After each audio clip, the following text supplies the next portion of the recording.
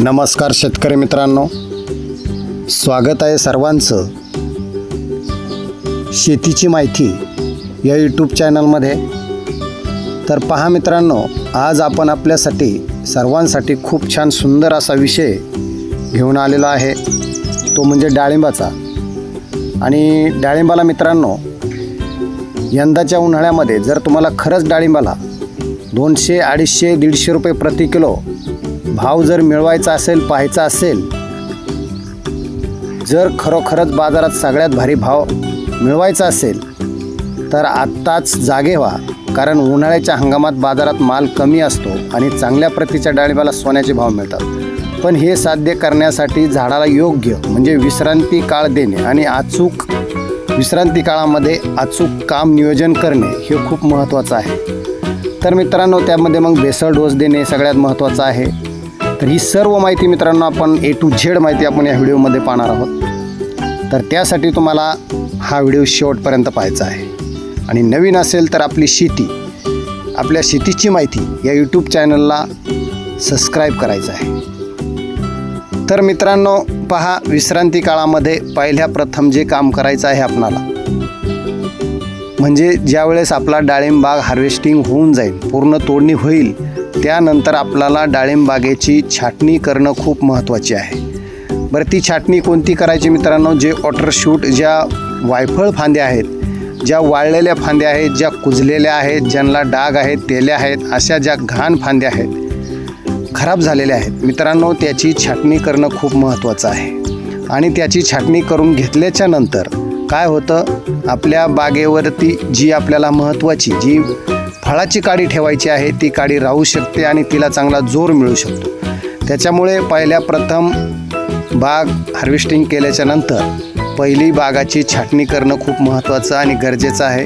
त्याच्यानंतर मग जे झाडावरती जे फुलं, फळे, कच्चे डाळिंब वगैरे जे असतील ते काढणंसुद्धा विश्रांती काळामध्ये खूप गरजेचं आहे। काय होतं, जर समजा तुम्ही झाडावरची फळे किंवा फुले, कळ्या तोडून जर नाही काढल्या तर मित्रांनो झाडाला जो पावर आहे तो पावर मिळत नाही आणि तो पावर सगळा फळे, फुले, कळ्या खाऊन घेतात आणि झाडाला चांगली ताकद मिळत नाही। त्याच्यामुळं हे छाटणी करून हे काम करणं खूप महत्त्वाचं आहे। तर मित्रांनो, छाटणी झाली, छाटणीनंतर दुसरं जे महत्त्वाचं काम आहे ते म्हणजे बागेमध्ये गवत जर असेल तर ते गवत खुरापणी करून घेणे, किंवा मग खुरापणीने जर आपल्याला सहज शक्य जर नाही झालं तर मित्रांनो त्याला तणनाशक मारणं खूप महत्त्वाचं आहे।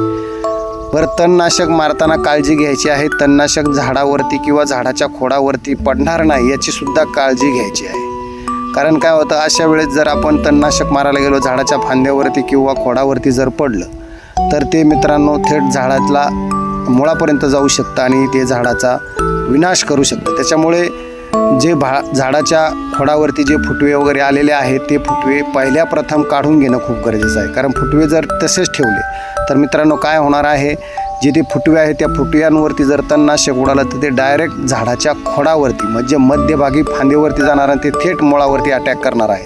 त्याच्यामुळे फुटवा वगैरे जर असेल तर तो झाडाच्या खोडापासला काढून घेणं खूप गरजेचं आहे।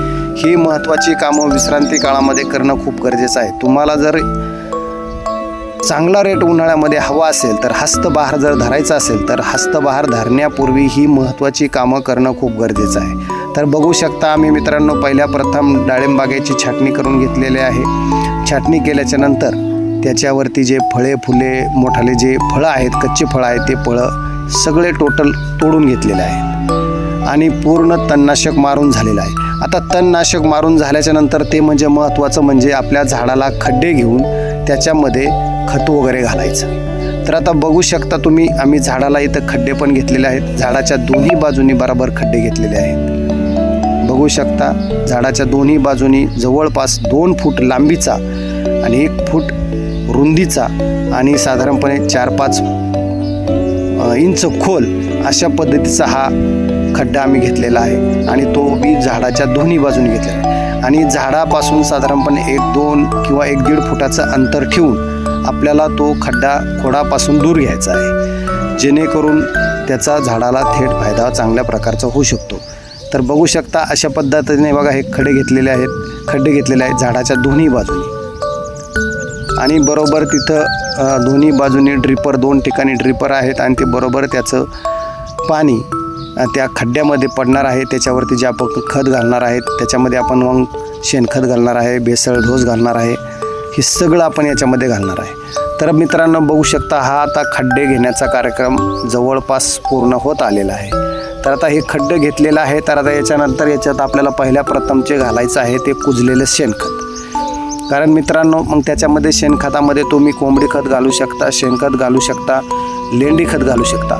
पण चांगलं कुजलेलं आणि चांगलं जर शेणखत असेल बारीक, तर मित्रांनो त्याचा लवकर झाडाला फायदा होतो आणि झाड त्याच्या खताच्या मार्फत खूप चांगलं खत शोषून घेतं. तर आता मित्रांनो खड्डे घालून झाल्याच्या नंतर बघा, हे आम्ही ट्रॅक्टरने, कारण मोठा ट्रॅक्टर बागेमध्ये ट्रॉली घेऊन फिरत नाही, त्याच्यामुळे आम्ही बागेच्या जवळच कडेला ट्रॉली आणून उभी केलेली आहे आणि बारक्या ट्रॉलीमध्ये ते खत आता पार्किंग करायचं आहे.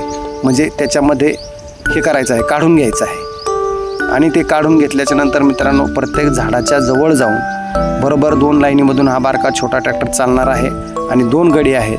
तर एक गडी या लाईनीला आणि एक गडी त्या लाईनीला, बरोबर अशा पद्धतीनं हे खत प्रत्येक खड्ड्यामध्ये 1 घमेलं, असे एका झाडाला 2 घमेले हे लेंडी खत कुजलेलं, त्याच्यामध्ये कोंबड खत मिक्स आहे.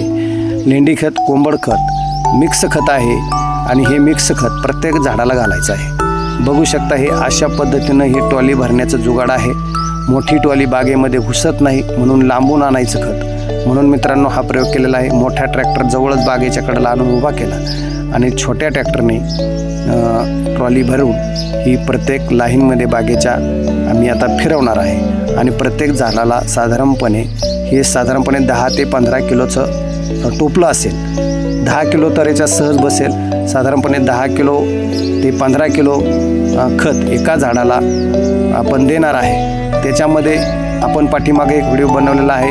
1 वर्षाच्या झाडाला किती खत पाहिजे, 2 वर्षाच्या झाडाला किती खत पाहिजे, याची सुद्धा सविस्तर माहिती पाठीमागच्या व्हिडिओमध्ये दिलेली आहे. 8 वर्षाच्या पर्यंतच्या झाडांना किती प्रकारचं प्रमाणामध्ये शेणखत दिलं पाहिजे, किती प्रमाणात बेसळ डोस दिला पाहिजे, याची सविस्तर माहिती मित्रांनो आपण पाठीमागच्या व्हिडिओमध्ये सांगितलेली आहे. ती सुद्धा आपण नक्की बघू शकता. चॅनलवरती जाऊन शेतीची माहिती हा आपला यूट्यूब चॅनल आहे, हा सर्च करून तुम्ही त्याच्यामध्ये नक्की जाऊन बघू शकता.